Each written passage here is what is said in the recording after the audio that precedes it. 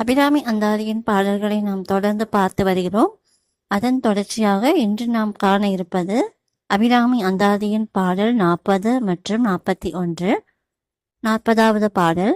வானுதல் கன்னியை விண்ணவர் யாவரும் வந்து இறைஞ்சி பேணுதற்கு எண்ணிய எம்பெரு மாட்டியை பேதை நெஞ்சில் காணுதற்கு அந்நியல் அல்லாத கன்னியை காணும் அன்பு பூணுதற்கு எண்ணிய எண்ணம் அன்றோ முன்செய் புண்ணியமே.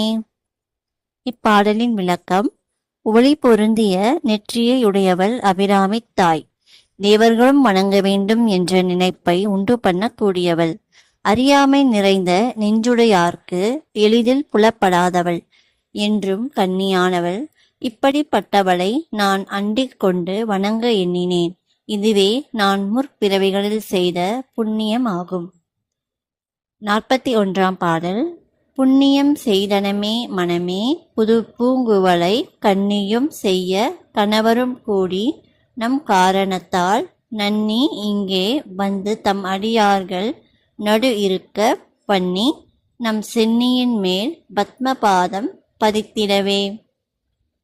விளக்கம். அபிராமி புதிதாக மலர்ந்த குவளை கண்களை உடையவள். அவள் கணவரோ சிவந்த திருமேனியையுடைய சிவபெருமான். அவர்கள் இருவரும் இங்கே கூடி வந்து அடியார்கள் ஆகிய நம்மை கூட்டினார்கள். அத்துடன் நம்முடைய தலைகளை அவர்களுடைய திருப்பாதங்களின் சின்னமாக சேர்த்து கொண்டார்கள். அவர்களின் அருளுக்கு நாம் புண்ணியமே செய்திருக்கின்றோம். நன்றி.